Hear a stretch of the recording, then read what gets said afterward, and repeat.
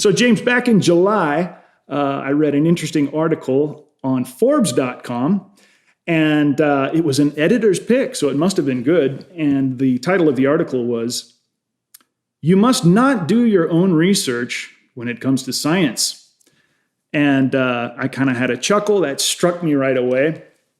And of course, the gist of the article was, well, look, all of us normal people, we have jobs, we got families, wives, responsibilities. We couldn't possibly have enough time to research the important issues, especially concerning medicine. And so therefore, you need to defer to the experts. After all, I'm not an epidemiologist. So, okay, sounds reasonable. Can you find any flaws in that logic? I can find a few, and I will encourage people at this point to go watch the video that I did on this subject called "Don't Do Your Own Research, Propaganda Watch," where for my regular Propaganda Watch series, I delved into this article. And not to perform a performative contradiction here and tell you don't look at his article, because of course I think you should. You should research. You should study things for yourself. So I have a link in the show notes for that video, not to Forbes, which clearly wants the clickbait rage click. Hey, what's he talking about? Click. They get the advertising dollars. I have a link to archive.is where it does not go to their servers. They do not get the money for it. So I would suggest people check that link, but do read the article and look at the argument that is being made, which, as you say, at the surface level sounds reasonable enough. But as soon as you start to dig into the details, becomes, shall we say, problematic, to use the lingo of the moment. And just as sort of the surface level approach to this, at a level that I'm sure everyone can understand, regardless of political persuasion, we have in the Western system of jurisprudence that is derived from the English common law and all of that, we have the idea of a jury of your peers, that in a court of law, when you're trying to prove murder or whatever it is, you have to convince these 12 peers that this or that happened. And you bring in the experts to make their case. And this expert says this, and that expert says that. But ultimately, it is the 12 peers, the people who are not experts, who may or may not have any sort of accreditation, may or may not have any familiarity. It is the job of the experts to convince these people, the regular folk, that their viewpoint on this is the right one. That is the model one would presume that people in the media would be promoting. We're here to bring you this expert opinion, this opinion, and we're putting it in front of you, and then you decide. Remember when that used to be the tagline, you decide?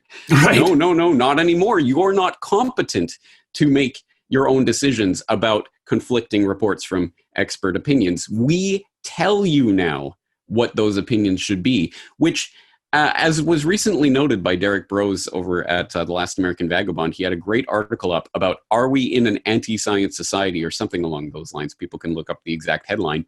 And he makes the point that they constantly try to say that the people these days are pushing an anti-science objective because they're against vaccination, or they're against this, or they're against that. When in fact, it is the people who are promoting that viewpoint who are themselves anti-science in the real sense, because science is not a body of facts. And if you disbelieve these facts, then you are anti-science. No, that is not what science is. Science is a methodology. It is a tool for coming to understanding that rests on skepticism and doubt, and not believing anything 100% wholesale for eternity. I swear on this book of science that I believe these things. No, we come to our own conclusions based on the evidence that is presented to us. And yes, 100% people will make errors. They will have poor judgment on these things, but so be it. That is freedom. People will come to erroneous conclusions, but that is actually how we progress. We build on mistakes of the past. That is what science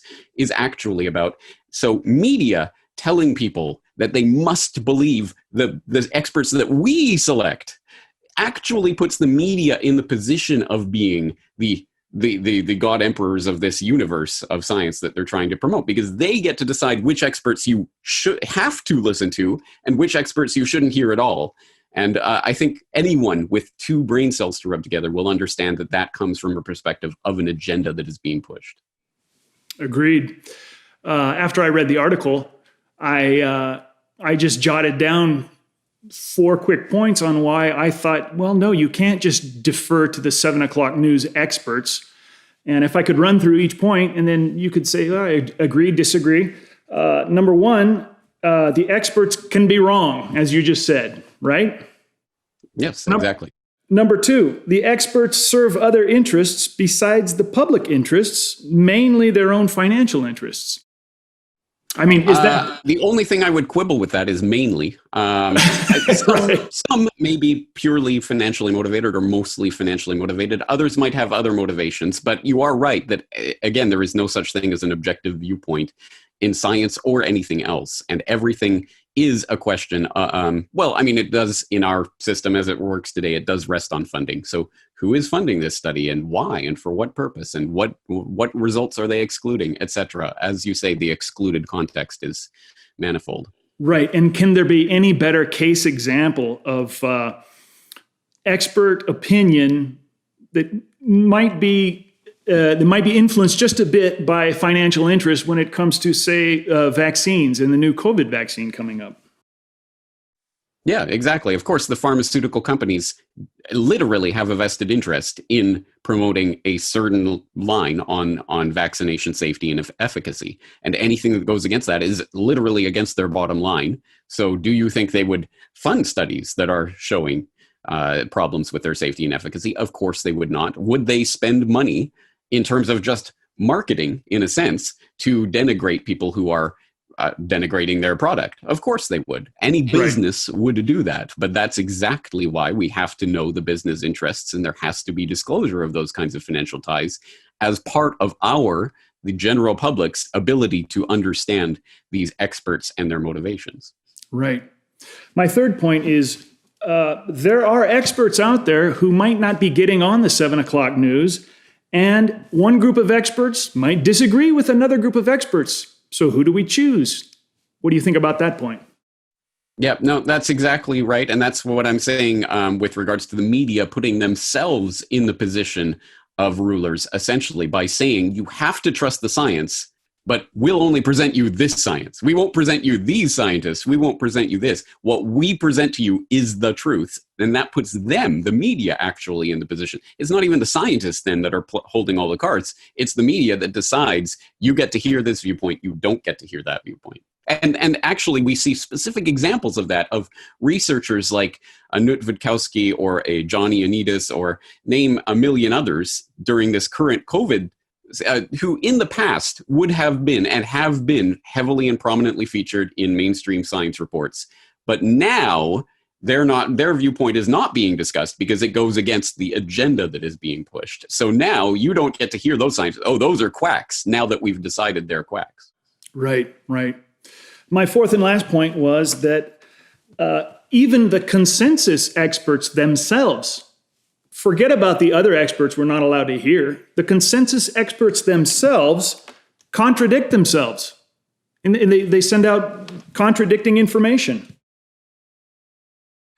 Yes, the idea that there is a monolithic, singular message here, again, is we have to understand that as a media construction. The narrative is created at the narrative layer of what the media is saying, and they will use this quote and this piece of evidence and this study. So it's not even, as you say, it's not these scientists are approved scientists in everything they say. No, this thing helps us to put forward the narrative, and this thing and this thing. So again, it's the people who are creating that narrative who, again, are putting themselves in charge. It isn't hard to see why people in the media would argue that the media gets to decide what is right and wrong, and you would just have to sit there and listen.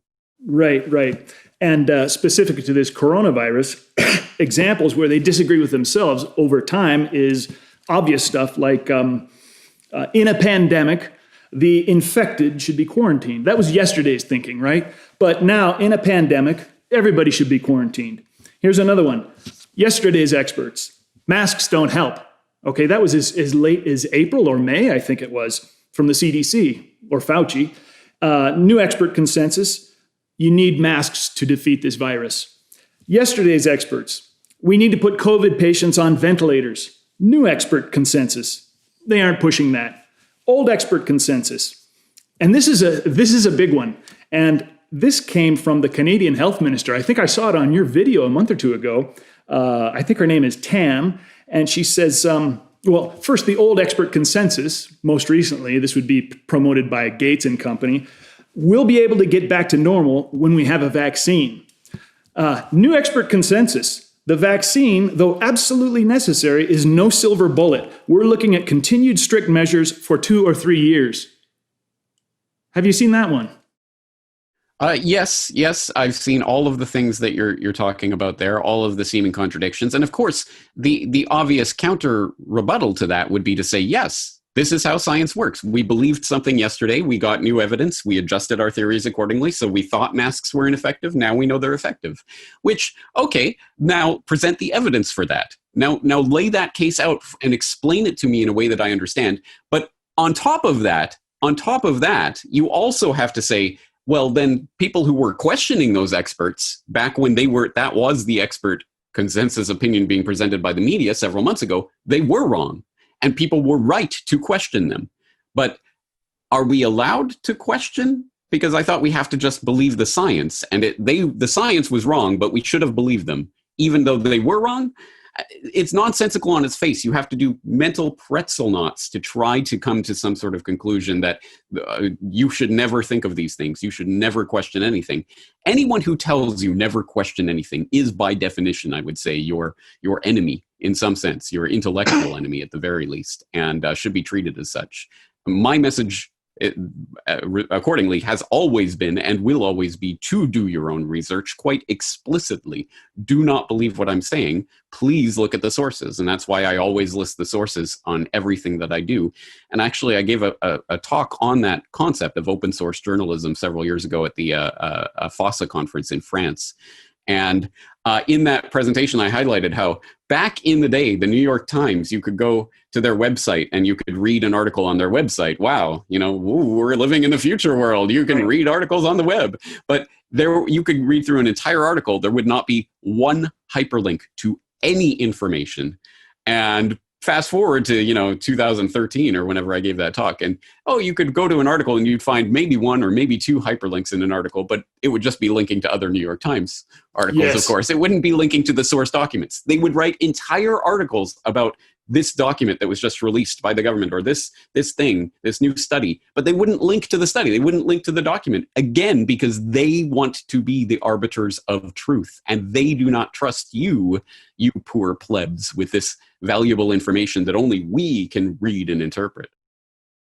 Oh, that reminds me of recently with one of my relatives. I have a West Coast family, so I don't talk about this much. But at one point, I said, "Okay, I've read enough. I've seen enough. I should send them the best article I've seen on this COVID situation." And it came from a University of Oregon professor, and it was chock full of references and hyperlinks, and all to doctors, researchers, institutions, universities. And I sent it. And my relative sent me back something, and he says, that guy's just armchair quarterbacking. And look, take a look at this. And it was a 40-minute talk by Bill Gates with no hyperlinks, no references. When I read the article, it took me about a day and a half to say to myself, I wonder what Corbett thinks about this. And wow, was I happy to see it took you like 3 days to make a 25-minute video on it. It was great. And I said to myself, as a supplement to that, I wonder if we could talk about a couple instances, historical instances, they could be distant or recent, where we've really shot ourselves in the foot by just believing the experts. And I think the clearest example of these kinds of things are when it comes to war. And I'm thinking of, say, Colin Powell's speech in front of the UN and how all the experts lined up behind him. Interestingly, there were a few experts that weren't lining up behind him, but suddenly they didn't become experts anymore. And I think of Scott Ritter, and I think of who was the general? Norman Schwarzkopf himself. He looked into it and he decided, no, the experts aren't wrong. We shouldn't get into this war. But notice how those guys are in the wrong expert group when they don't agree with the 7 o'clock news theme. Yeah. So anyway, and I was also thinking about possible examples of where we've ignored the experts and where we've said, no, we're not going to listen to the consensus, and the public is going to go against it. And in that case, I thought of, let's see, our Secretary of State, John Kerry, during the Obama administration, was standing up there saying that we need to go put boots on the ground in Syria. And there was actually a public outcry against that one. So in that case, we didn't listen to the experts. We ignored them, and for our own benefit, I think. Can you think of any other examples in medicine, in war, in, war on drugs or something, where listening to the experts is really, or has really been the wrong approach? I mean, there's lots, right? Yeah, there is. In fact, my mind boggles at thinking of really any of the work that I do that doesn't in some way address this very question. I think everything that I do is based on this. But of course, we have to make the little asterisk and stipulate that when we say experts, again, we are talking about the certain approved experts that are, at least in this particular case, bolstering a particular narrative that's being used to forward a particular agenda, and to then thereby exclude any other expert opinion. And I personally have developed an aversion to that word expert. That is not to say that there are not authorities on certain subjects who have spent their entire lives delving into it and know it a lot better than other people. But expert is generally a word that is used simply to turn people's brains off and to stop them from functioning.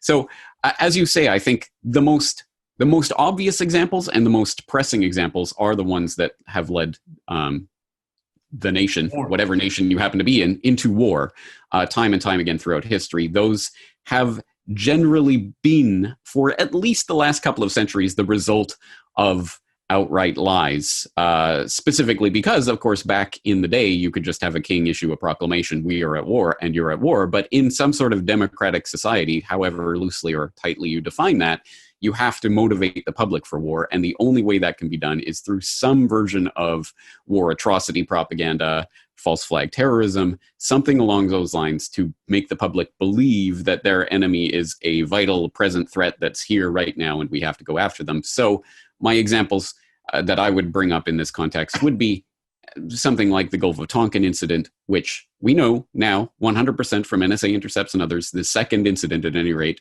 did not happen. And yet that was at least the trigger for what became really the Vietnam War, the escalation of that war at any rate. And we know that was a cynical lie that was being forwarded by McNamara and others that knew that the incident they were talking about didn't take place, but that was just the fig leaf of justification. Again, people, unfortunately, with these types of things, we run into the wall. Yes, of course, do your own research. But at that time, in 1964, what kind of research could people have done? Because the intercepts and the NSA analysis, that was all behind the wall of secrecy.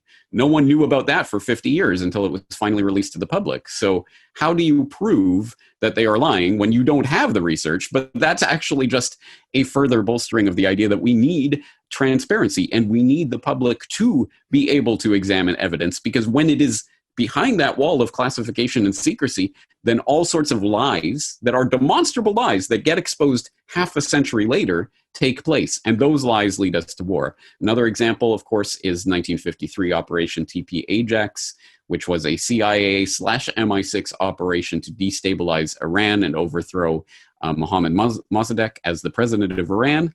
And we now know that it has been long known, but it was finally confirmed, shall we say, by the release of CIA documents back in 2013. Obama gave a speech about it. Yes, we went in and we overthrew the government of Iran. It was on the record.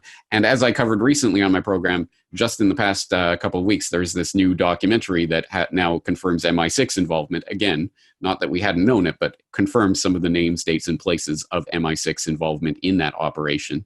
That, again, the public is fed a certain story. The real story is happening under a cover of secrecy because the public cannot do their own research in these cases. This is, once again, why transparency needs to exist in a number of important facets and ways. And another example, in fact, of how the media responds to this, I included the mention in that video on Don't Do Your Own Research about Chris Cuomo on CNN saying to his audience, it's illegal for you to hold these stolen WikiLeaks documents, but it's okay for us, the media, which of course is 100% false. It is not illegal to have WikiLeaks documents, to download them. They are out there now. It is not illegal to own them. But the media wants you to believe that you literally cannot even look at these documents. Only they can look at them and interpret them for you. And that, I think that is just such a window of insight into the way that these people operate and their mindset, which again is that the media will control the narrative and they will tell you what to believe. Yes. You know, an interesting thing is, in some cases, like you could say, okay, before 1995, 1996, how did we find out the information we needed to make a correct choice about whatever war the U.S. is going to get into? And I guess now we don't have an excuse, right? We can search for ourselves. But even when we learn new information, sometimes they still try to push a different narrative. And I was one of the things I was thinking about, where we listened to the experts and we got bitten for it, was the war against Spain, the U.S. war against Spain. Wasn't it Randolph Hearst who said, "Give me the pictures and I'll give you your war"? And I thought, well, okay, there's where we needed, like you say, we needed the propaganda to convince the public to go into a war. Well, talk about experts. I just went to a History Channel article online, and the title was, "Did Yellow Journalism Fuel the Outbreak of the Spanish-American War?" And they say, no, absolutely not. Absolutely not. And it begins, "No serious historian of the Spanish-American War period embraces the notion that the yellow press of Hearst and Pulitzer fomented or brought on the war with Spain in 1898, says Joseph Campbell, a professor of communications at American University." So they're still trying to downplay the fact that, yes, the press has an absolute crucial role in this. I would have to read that specifically, but I might actually agree in that the yellow press didn't foment the war. It didn't really cause the war. It ginned the public into the war hysteria that allowed the democratic process to pass this war, essentially make it part of the government's processes. But the war itself was motivated by much deeper motivations. It was sold to the public through the press. And that, I don't know, I'd have to read that article, but I'm assuming they're playing on that distinction and hoping people won't notice. Well, in any case, we both agree that wars do have to be sold to people, and that is the job of the press. Yeah, absolutely. Without public support, this cannot function. And that's, again, exactly why they want to consolidate and control all sources of information and tell you what you can and cannot look at and what you can and cannot research. Right. Great.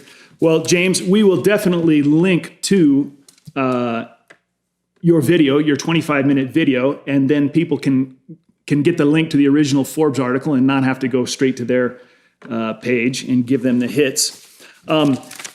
Just to finish up here, a year ago I did an interview with Scott Horton, and I finished up with this thing I call YNP10.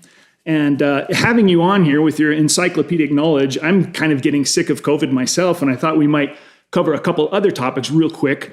But in just a quick rat-a-tat form, I have 10 questions, and I wonder if you could answer yes, no, or pass. It's called YNP10. And if you want to leave a little comment on any one of them, that's fine with you. Would you be up for that? Let's do it. Okay, here we go. Number 1, did Jeffrey Epstein run an extensive blackmail operation using underage sex slaves? Yes. Number 2, would the U.S. and the world be better off if anyone connected to Jeffrey Epstein was barred from positions of power and influence? Yes. Qualification, it depends what you mean by connected. But yes, in any meaningful sense of connected, yes. How about they took a flight on the Lolita Express? They went to Sex Slave Island, or they went to one of his I'll say that's connected. Yes, okay. Absolutely. Yeah. Or even one of his New York soirees in Manhattan. Yeah. Yes. Yep. 3, Google may be worse than useless for finding the truth, but wouldn't you say we can count on honest and untainted search results from DuckDuckGo, Start Page, etc.? No. Why not?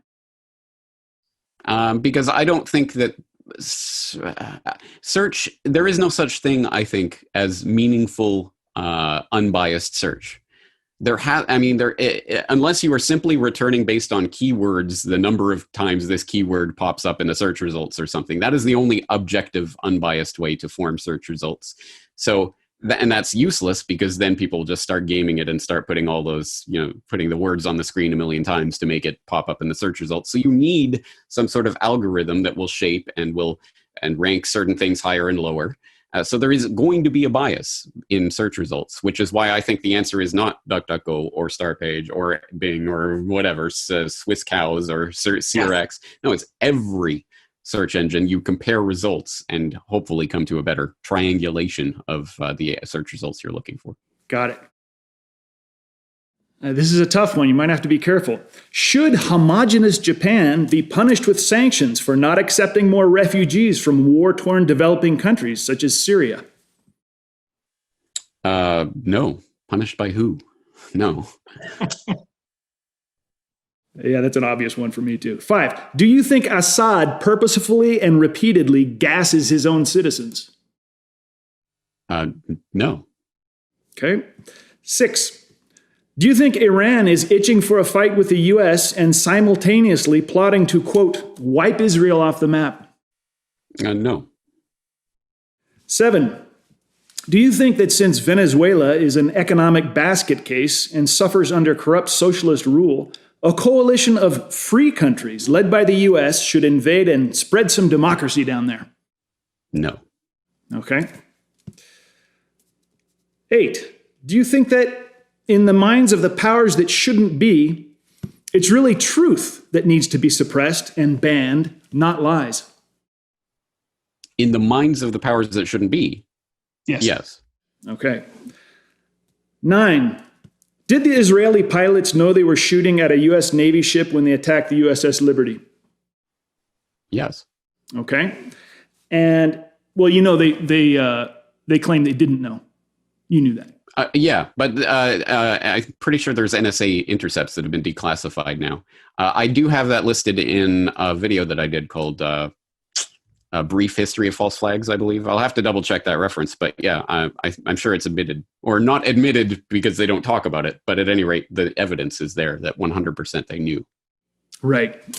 Okay, James, none of your answers have surprised me. Last one, I don't think you'll surprise me here either. Maybe. Will James Corbett come to his senses, take Bill Gates' advice, and get the vaccine for himself and his family? No, at least not like that. No, no. I reserve the right to choose what medical interventions I take and my family takes, and no one gets to tell me what to do. In that okay. Well, on that note, Mr. Corbett, thank you very much for the interview. It was enlightening, and thank you very much. Thank you.